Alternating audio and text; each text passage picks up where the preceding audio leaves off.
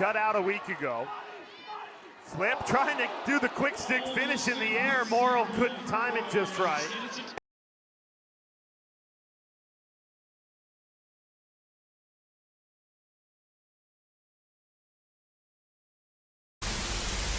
All right, what's going on, guys? Welcome back to Quick Sticks. Matt, James, and Sam, as always. How we doing, boys? Good. Well, excited into it. Let's do it. Good to hear. And back for the second time is Mr. Max Wayne himself, defender for the Cannons. Max, welcome back. Hey, good to be back.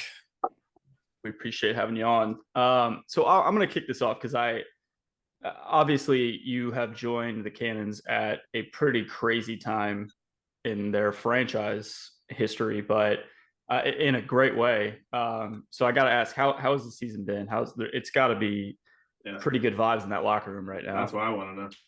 Yeah, I mean, it's definitely been awesome. I think, we're really exceeding everyone's expectations, and I think no one really knew how the season was going to go before the season started. But, Coach Holman did a really good job at training camp, obviously, and getting guys to really believe in us and, really shoot for the top. That was the message from day one was, we're here to be a championship team and nothing less.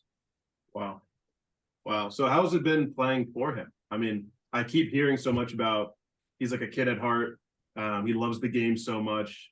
How has it been, having him as a coach? Has he been one of the best coaches you've had in your career? Yeah, definitely. And also, I mean, my college coach is the defensive coordinator too. Right. Yeah. Okay. So, I mean, that's been awesome for me as well. And, I mean, Coach Holman's just always he's on top of everything. He had to plan from day one. He has a couple culture pillars that he really instilled in us and everyone takes pretty seriously. And he also asked us at the beginning of the season, what do we want to see out of ourselves? And, he's really held us accountable to that. And that's something that comes up, every week when we have our Zoom meetings. That's cool. Damn. And what's his relationship with Marcus like? Because it's very rare to see a professional athlete playing for their dad. Yeah, I mean, if I didn't know that, I wouldn't know that Coach Holman is Marcus's dad, right? It's really? Pretty typical. Yeah, I mean, it almost seems like Marcus is a previous player more than he is his son. Obviously he's a little closer to Coach Holman than everyone else, and he every time Coach Holman has a question, Marcus knows what the right answer is, but that wouldn't be any different from someone that's played for him in the past. You know what I mean? So it really hasn't been, really anything that extraordinary, I guess. Cool. So what has it been with, obviously, the Lyle departure or what have you, but what has it been having Asher kind of fill that role? Was that evident from the start that Asher was really going to be a bigger leader this year, or is that just something that kind of happened because he was playing so well? I mean, I think it was evident from the start that he was going to be a bigger leader and have a big role in the team. The first couple practices of training camp, though, we were still figuring out where to play everyone. So it wasn't we got there from day one. We know Asher is going to be our X guy. We knew he was going to be starting attack, but I think they're kind of playing around, put him on the wing a little bit. Seeing what Drenner's like at attack. Testing the waters with a bunch of different setups, but I mean, he's been just a fucking animal, unguardable this year. Yes, absolutely. Yes. Do you take it away from him in practice? I do actually kind of get lucky. That's the question I want to know. Yeah, what goes down in practice? Because I generally feel like sometimes Asher's unguardable. I really feel that way. I mean, once he gets to 5 and 5, it's kind of lights out. So. Yeah, I mean, I've definitely gotten lucky, in practice, some checks on him, but the amount of assists he's put up on me or just goals he's put up on us is definitely outweighs that. But it's just it's just someone that big shouldn't be that slick. You know what I mean? You can't just shove him around, try and play a big boy matchup because he's too slick for that. And he's also he can always get the pass off. No matter, sometimes I feel like I'm all in his hands and he just still dishes the perfect pass and it's crazy. Man. That's crazy. Yeah. It's so fun to watch, honestly. When he turns the corner, I'm oh, he's not going to be able to get his hands free. And he does every time. So yeah, he just passes right through the pressure. Yeah. He also has crazy vision. So that's gotta be interesting to see from your side. Who has been we'll say the biggest surprise to your team this year? I actually think I might know the answer, but I want to know who's been like a big surprise to your team positively.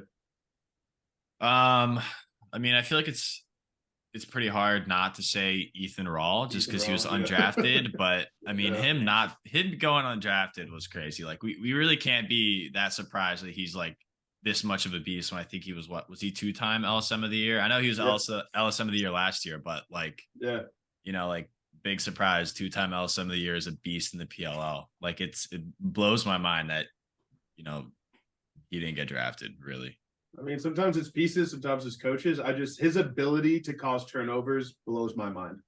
Yeah, I mean he just wreaks havoc. Yeah, seriously, everywhere he is, ground ball. I mean, between he and Bubba, I mean, you guys are a nightmare up top. Seriously. Yeah, and he's Okay, so good at that might have been my answer was Bubba.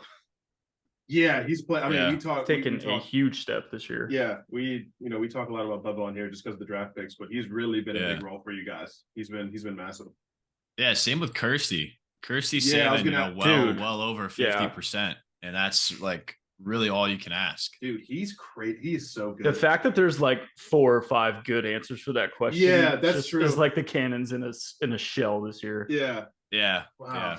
That's sick. I feel like we take a lot. Sam, you got a question? I was gonna let Sam throw one in. Yeah. I'm always curious to learn how you guys prepare week to week, just with how crazy the travel is. Probably not everybody lives in the same city, so practicing and getting kind of same level workout and stuff is hard to do. So I'm just curious, how do you prepare for each game and each matchup going in? Yeah, I mean the typical schedule, for the PLL players is they fly us out the day before the game. We have practice that night, shoot around morning of the game, and then we play our game. So that's all the time that we get together as a team. What we do outside of that is we have our review on Mondays of the previous game, and then our scout on Thursdays. So our coaches do a great job of like chopping up that film and getting the review out quickly, and then also putting together a great scout every week. And then what I tend to do is the day after the game, I'll like do a recovery workout. So it'll be like 30 minutes of like light cardio. Like I breathe out of my nose the whole time. It's not hard at all. And then I'll do like a full stretch routine. And then the day after, 2 days, like generally Monday or Tuesday, I'll do like probably like my hard leg day lift and maybe some speed stuff too. And then the day after that, I'll do my upper body lift, and I hit the field and I hit the wall almost every day just to get touches. Some days I'm out there for 30 minutes and do more like an extended routine. Sometimes I only hit it for 10 minutes just to get touches. And then I'll also go to the field, once, twice a week, get shots up, do ground ball drills, do some footwork, do some extra footwork outside of my field. That's crazy. We have like the same schedule.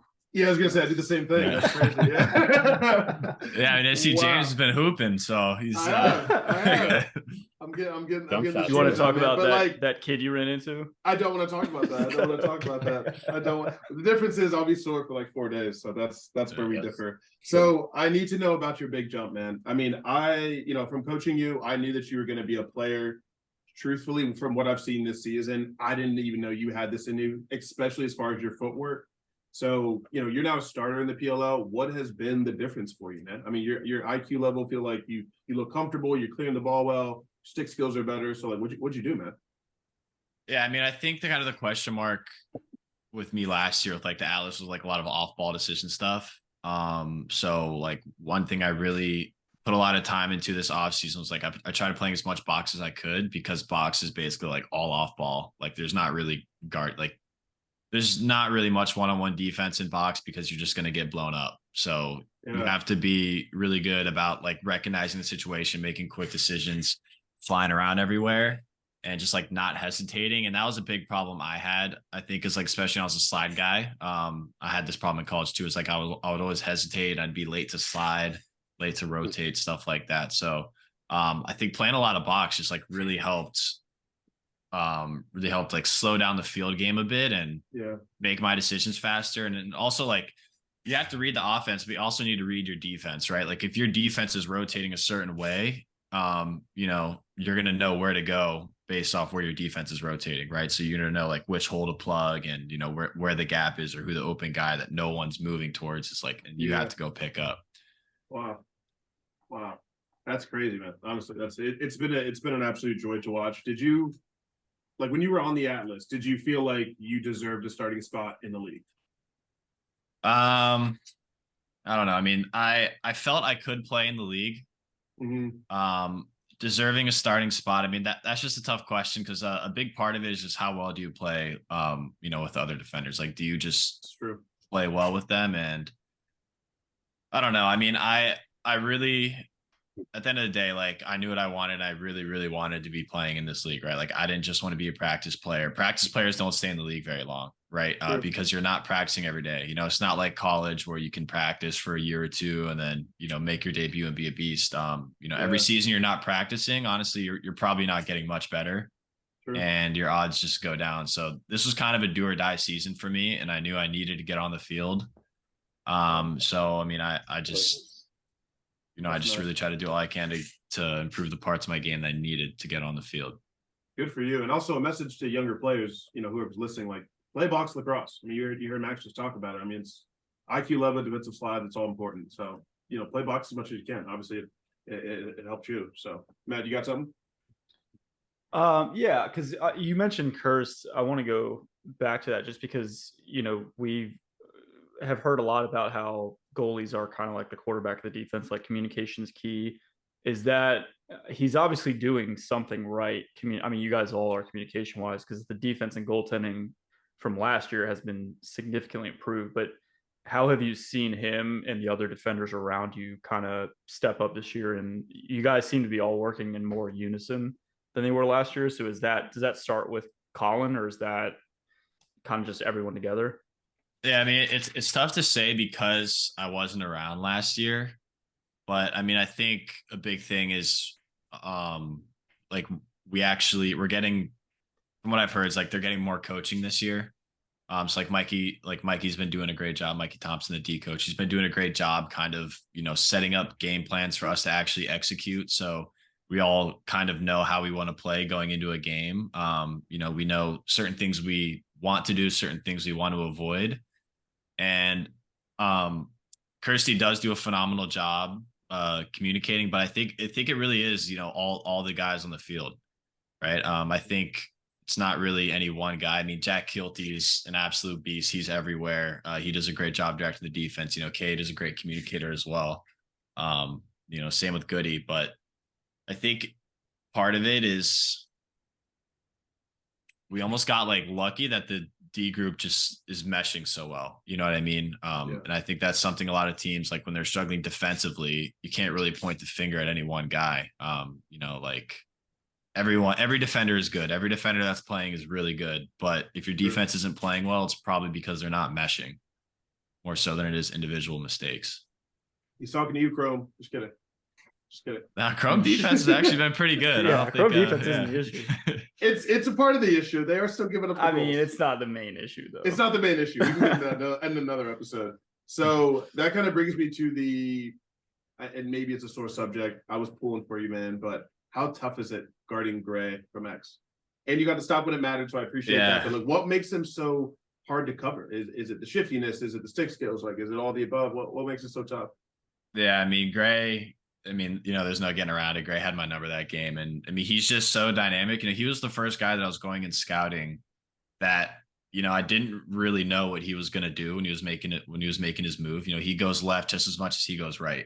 Yeah. Most of the other guys I'm guarding like have a strong preference on their first move. And then, you know, even preferences what they do outside of that. And, you know, one of the tough things with Chris is he does have his preferences, but, you know, especially at X, honestly, he doesn't really have a preference left or right at X. So that was pretty tough. That's so hard. Because it's basically a guessing game, right? Like it's almost. And then, you know, I mean, that was just not a great game for me too. So, you know, that near side question mark is not on you, Max. It's not that coming. Dude, come on. Man. Yeah, that one was a wild shot. There's no one in this league stopping that. Come on, man. He's stepping away from the goal, pulling a near side.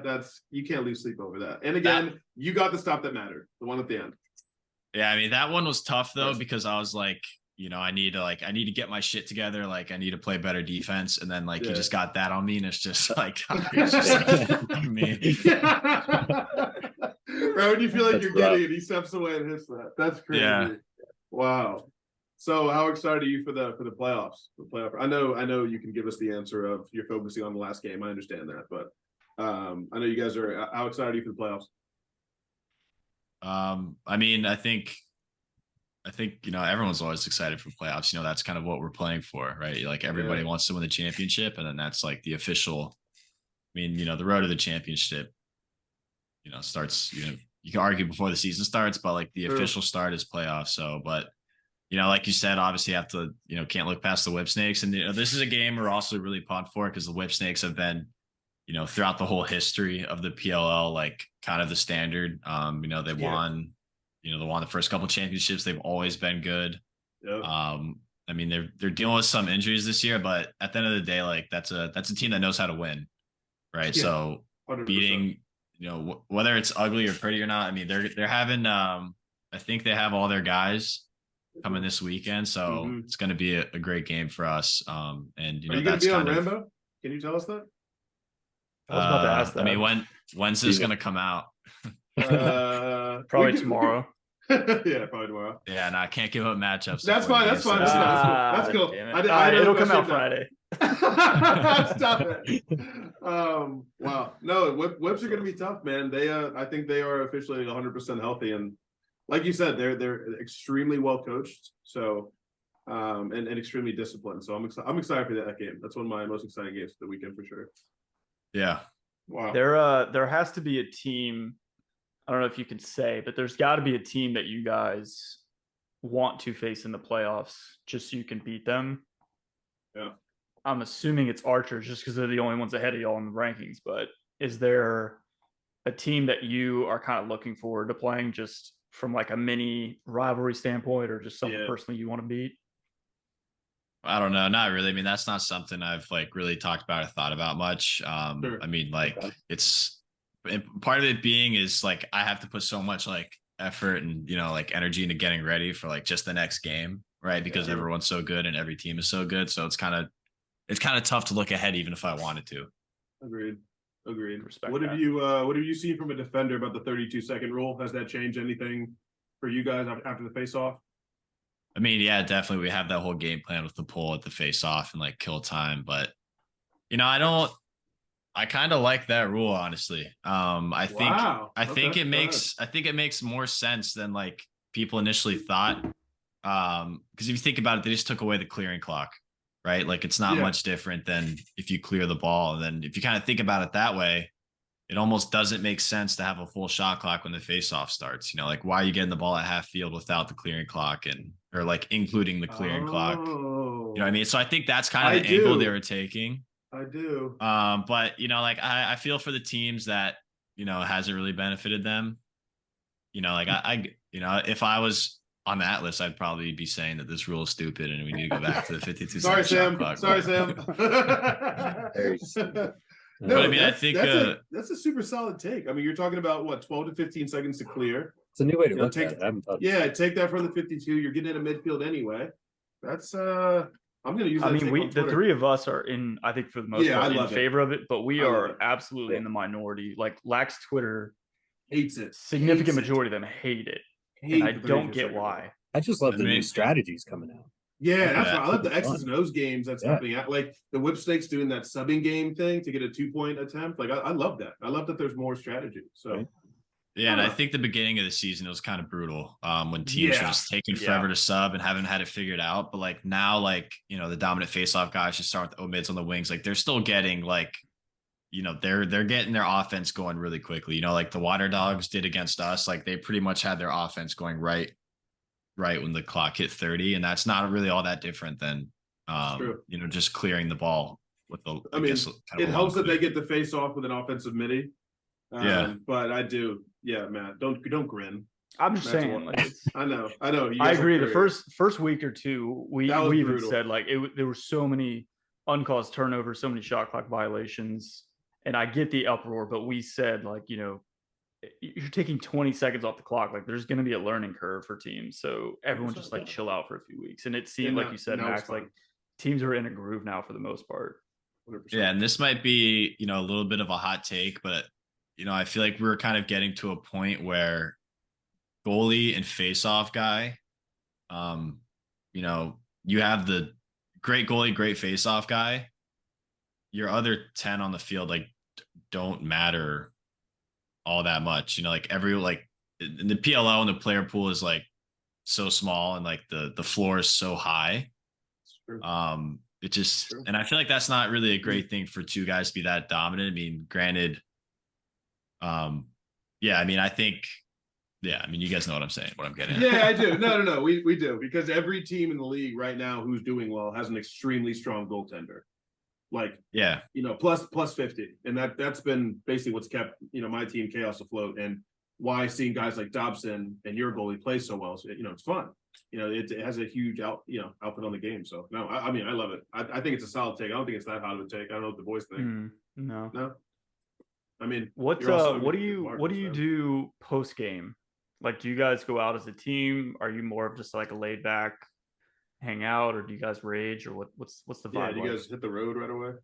Yeah, I mean, it depends. Like the later games, honestly, like guys might like we'll always hang out for at least a little bit. Whether we go out or not kind of depends on like how late the game is. If we get back at like 11:30 midnight, everyone's like so tired they don't feel like making all the effort to try to hit a bar for 2 hours. So I mean that kind of depends. I mean, me personally though, like I said, this is kind of a do or die season. And like I really need to be playing well if I want to keep this going. So I haven't really been drinking after games so I can recover better. I mean, I'll still go hang out, but I just won't drink because it's bad for recovery and all that.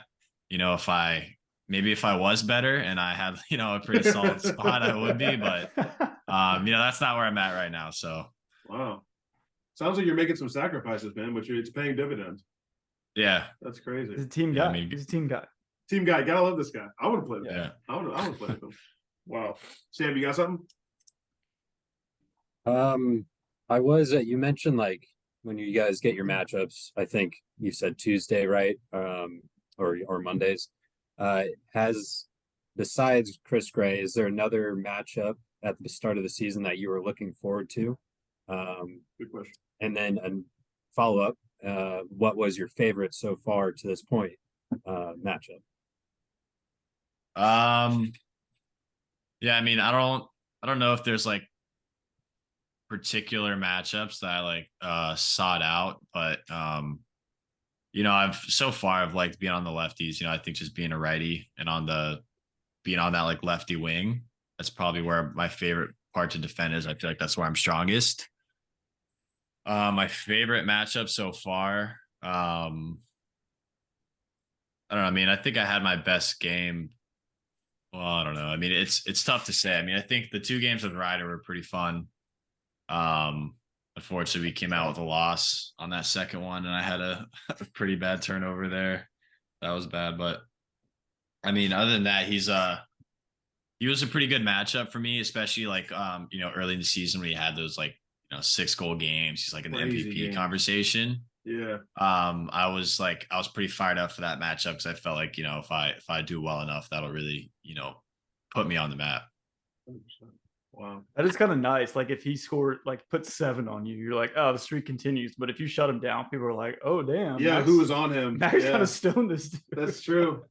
Yeah, but the thing, like Ryder gets all his goals like attacking defenses while they're recovering, and he's really good at that. So honestly, like containing him is definitely more of like staying organized. He really puts up his numbers. Like if you watch his goals, all his crazy highlight goals, like he's just so good at attacking the defense while it's recovering or rotating or like a little unsettled. Yeah. So it's usually not even the guy who's matched up on Ryder who's actually guarding him at the time. Yeah, like if you yeah, exactly. Yeah. Okay. So I mean that which like I knew going in. But again, the reality our defense plays well. He doesn't really put up points, but like it'd make me look good because that's kind of the problem with defense. I think like that's not entirely true. Like a guy can go off and he can get all his points in like man up or transition, and then people are gonna look and be like, oh, that defender had a terrible game, or like vice versa. You know, he doesn't put up points, but you know, he's winning every matchup and you know, getting a bunch of hockey assists or you know, whatever else. Like I think it's tough to you know, like judge a defender how they played on a stat sheet. Agreed.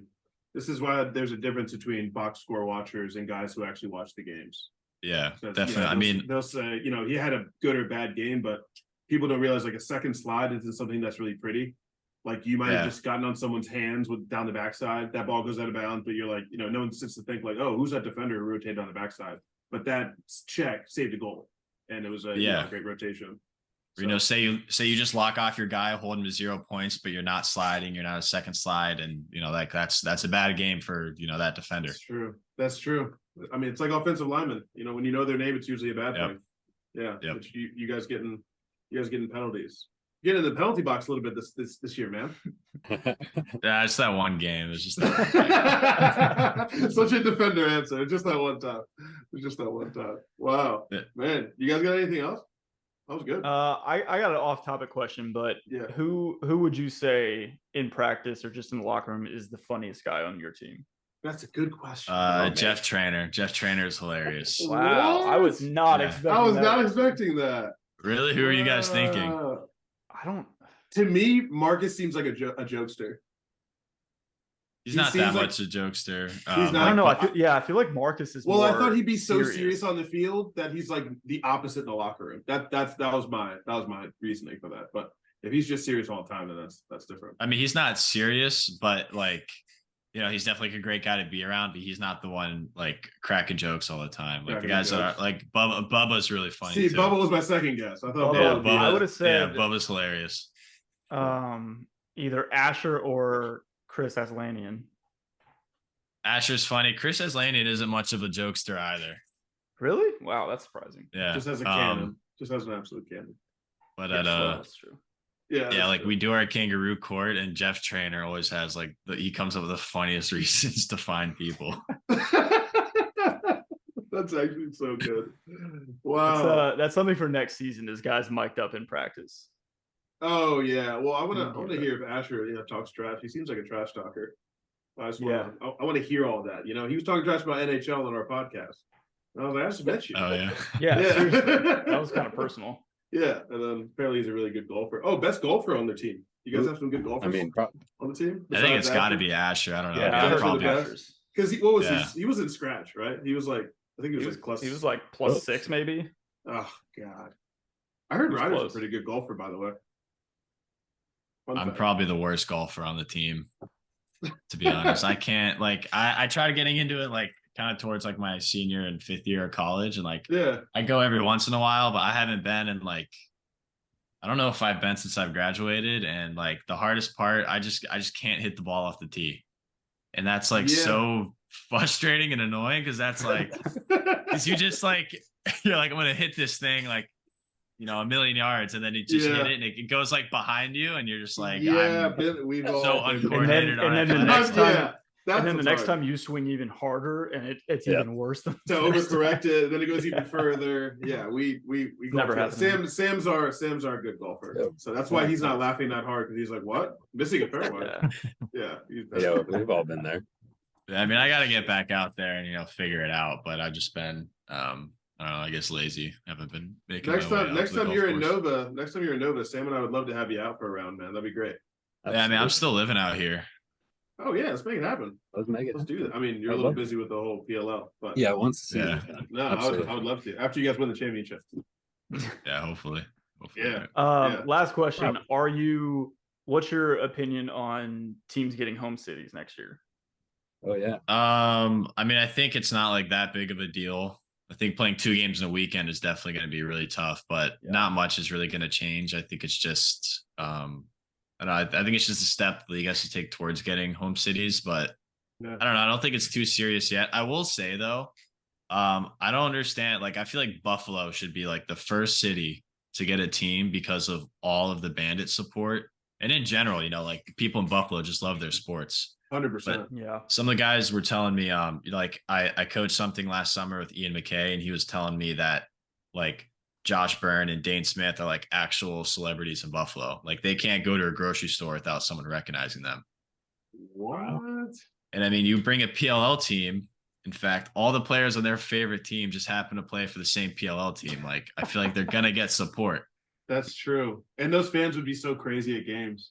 That would be Yeah. really cool. And No. we be cool. interviewed Tom Dunford, who's a PLL sports writer, and he lives in Boston, and said he cannot go anywhere without seeing at least a couple people wearing Cannons merch. Yeah. Really? Yeah, Yeah. that surprises me. Yeah, I think it's starting to surprise me. Even in DC, anytime I wear my Blaze jersey, I always have somebody that just says like, says something to me or wants to talk about the league. So I don't think people realize how much it's growing. It's crazy, man. It's really cool.